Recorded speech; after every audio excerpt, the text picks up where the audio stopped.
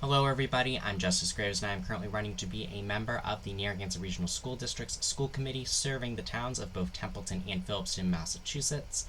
And thank you to all of the subscribers that are subscribed to the channel right now. I know there's a lot more of you. Today's video is going to be more about a local town issue. It is going to be about Templeton Bylaw Section 28-7, I believe is what we're talking about. This came up due to what is currently on the open town meeting warrant, Article 22, it's the form of the budget. And the reason why this came up is because it is a non-binding question and the whole issue regarding that we are going to get into. If you don't like, if you're not interested in the local stuff that's going on, don't listen to the rest of this. Just watch the other videos that clearly signal that they aren't about necessarily individual town aspects, but if you are, you can keep watching. This is just another reminder on that. Anyway, what happened on the advisory committee meeting of April 29th, 2021, which was not that long ago, which resulted in their recommendations, and I'm going to do another video where I actually go through their document of their recommendations, just to clarify that, even though we talked about that on the last video that I did about the town on the annual town meeting warrant. One of the issues that came up, and I'm going to switch to show my screen, is about Article 22, which is the form of the budget. So why did this come up? Let's just read what Article 22 is for a minute. A non-binding question to see if the town will vote to recommend the town administrator, pursuant to the discretion as to form and detail afforded by Article 2, Section 28-7 of the Bylaws, continue to present the annual town budget in an omnibus form, rather than in a line item or any other form, or take any other action related thereto, submitted by the select board, majority vote required. Why is this so important? And I'm going to switch out of it. Well, actually, I'm not going to switch out of it. I'm going to go to the next image. Is what is Article 2, Section 28-7. Budget preparation, which has been updated a few times.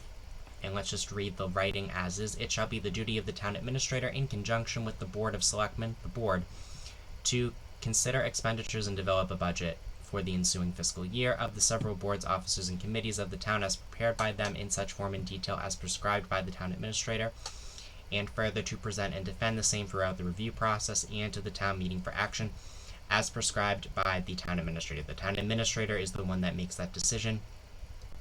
If instead this had said about, going to do a line item, you have to do it in omnibus form. We do it in omnibus form, which basically means that we group things together, such as we have our capital improvements, which is all of our new items that are above $10,000. Those all go into, well, you're going to vote, instead of voting for individually as a town for police vests, new radio equipment, and computers, that gets voted on by the committee. It gets submitted as recommendations. Those recommendations either get accepted or rejected by the select board. They go through it the way that they want to. And then the town gets presented with, do you want the vests, the radios, and the computers, or do you not want them? And it's an all or nothing situation. That's actually one of the items that is on. I forget which article it is, but that's one of the items that is on. And so the reason why this is important is because that Article 22 that's coming up, if it is a vote of that they want it to be changed, if it's a vote of no, I believe it has to be a vote of no. Let me reread the wording of that article for a second. Yeah, if they say that they don't like it, then that means that the town wants to specify, the voters want to specify how the town administrator does that. Omnibus, line item, whatever form they want to do. And then that means that it's up to the select board on the fall town meeting, to put an article, maybe another Article 22 for instance, but there's usually not that many on the fall town meeting, that says form of the budget, and then it would say, do you want, it'd be some type of change from either omnibus to line item or, however the heck that would go about. Now, it's up to the select board to then put that on, and obviously, I don't think this is going to necessarily fail. I think it's going to pass as a yes, that the town is going to be like, town administrator, keep doing what you're doing the way that you're going to do it. If it fails, it is up to the select board to put that onto one of the different town meetings that we have. Usually we have 2 to 3 per year. We have spring town meeting sometimes. We usually always have fall town meeting and open town meeting, the annual open town meeting, the ATM, as opposed to just having the FTM and the STM. STM, Springtown meeting, FTM, Fall Town meeting. You probably saw that on the here. Let me actually just show you again. This was modified at a Springtown meeting. This is what STM means. STM means Springtown meeting, FTM means Fall Town meeting, ATM means Annual Town meeting. That's what this all means by an Article 7 from the state back in 2019. So just that you're aware, that's what all those terms mean very quickly when we're talking about these sort of things. So the Annual Town meeting, what's going on is that is a non-binding question that has come forward. It's up to the select board after this, if this goes no, to put that onto another one.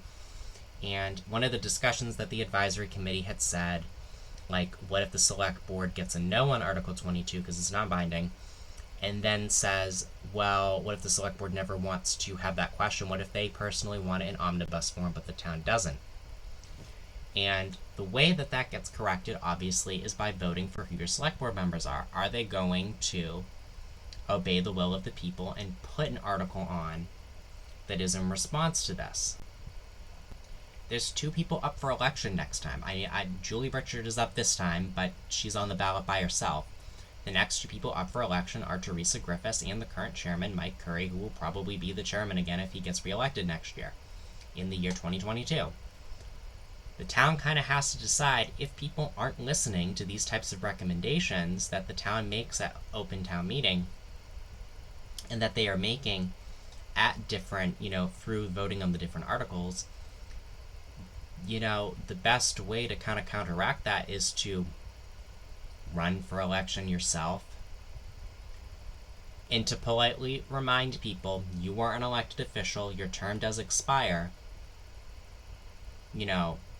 Careful and gentle reminder that, if we don't like what's going on, we could throw a candidate in. And the town actually has to, if people are going to politely say that, they have to actually be willing and able to say, we're definitely going to throw a candidate on if you're not listening to us.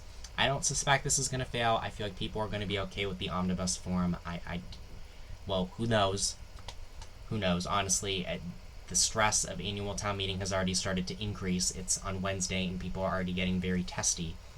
Not testy, but there's discussions. There's a lot of different political things going on with regards to what's going on with Article 6 now, and no, not Article 6, Article 9, I believe. There's a whole, which I really don't want to get into.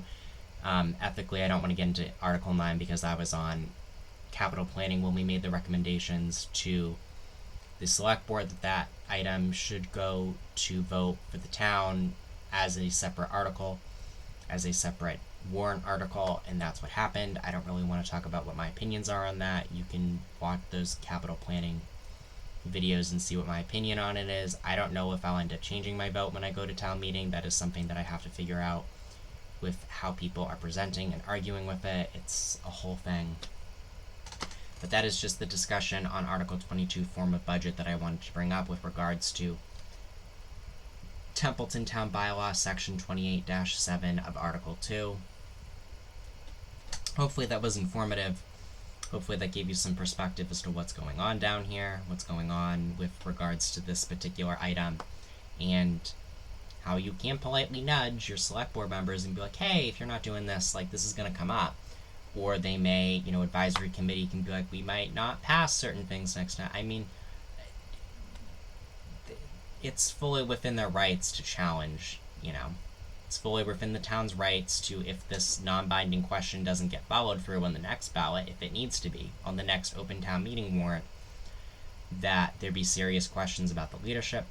I don't suspect that's going to happen. I feel as though if this does fail, that there would be something that goes forward, but you just don't know. There's been a lot of contention. I just wanted to clarify that that is the discussion that happened in advisory committee on the April 29th vote on the budget and on the different items, especially with this non-binding question. So, like, share, and subscribe if you like this content. And that is the video. I hope it was informative. I hope it explained at least a little bit about why there's this weird conversation going on with this article, and why there's some tension between both groups, the advisory committee and the select board. At least part of it explains part of what's about to happen. Hopefully not what's about to happen, hopefully what gets staved off, but you never know. Alright, that is it. I really appreciate you taking the time for watching. Thank you.